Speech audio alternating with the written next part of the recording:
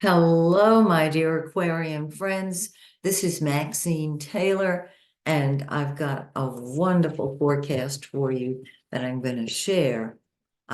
It's the January forecast, of course, but first I've got to update you because so many people have been asking me when I'm going to start my next round of classes.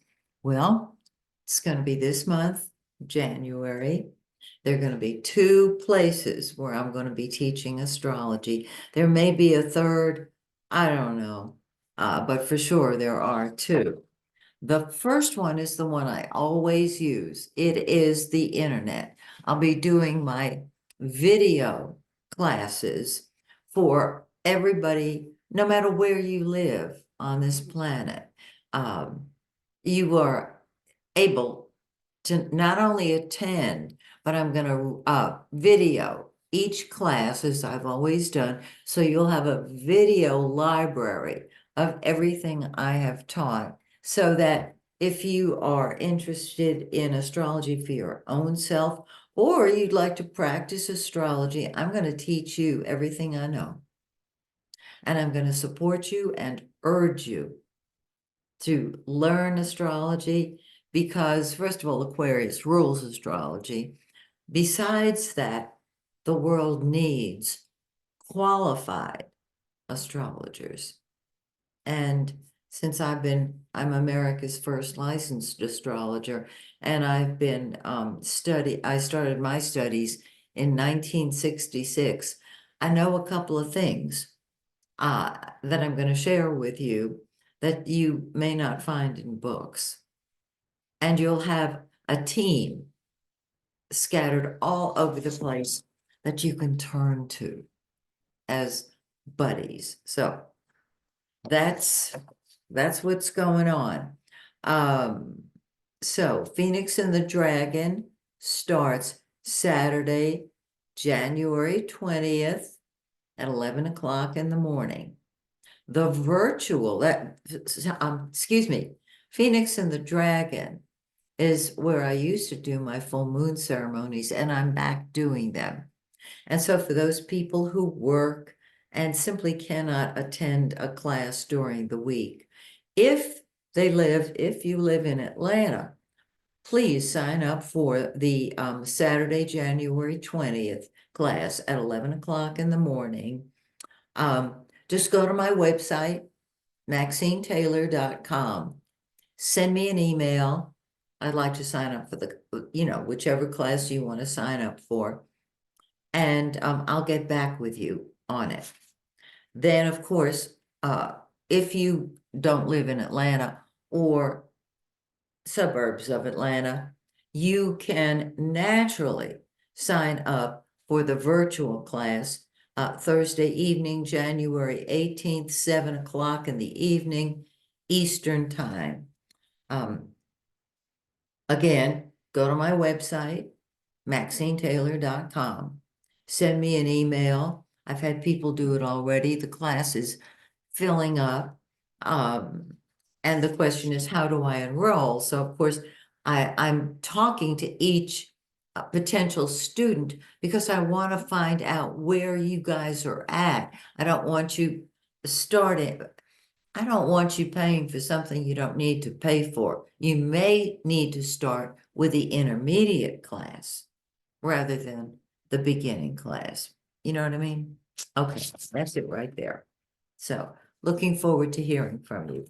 Now, let us talk about this amazing forecast. First of all, Mercury went retrograde, went direct. Can you hear? I'm really not in the body completely yet. Um, Mercury went retrograde a while back. It went direct today. Now, when Mercury goes direct, it goes into the shadow of the retrograde.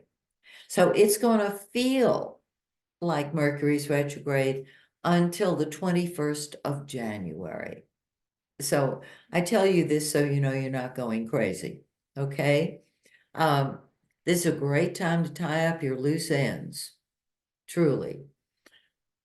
So if you got into a discussion with somebody, if you said the wrong thing at the wrong time to the wrong person, Mercury is our handy dandy scapegoat at this point in time. But you'll be able to work things through when Mercury is in the shadow. Okay? So, another fabulous planet that has gone direct is Jupiter, the greater benefic.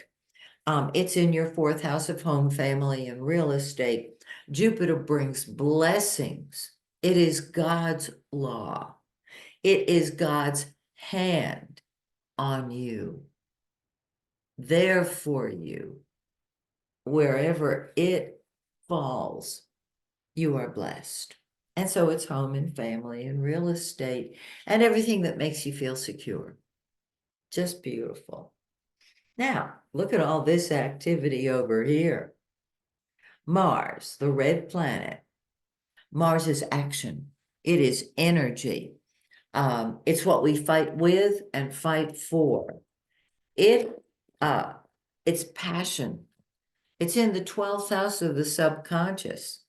And anything in the 12th house, we don't see clearly. And this is why I'm describing it now. It has been in your 11th house of friends and group activities and humanitarian organizations. It's really beautiful there. On the 4th, it's going to move into your 12th house.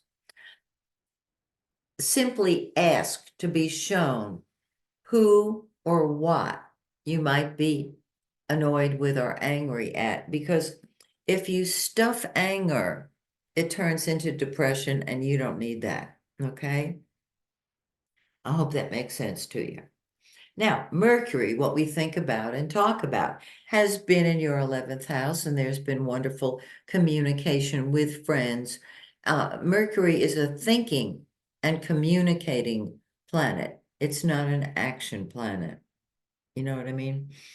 So, lots of communication.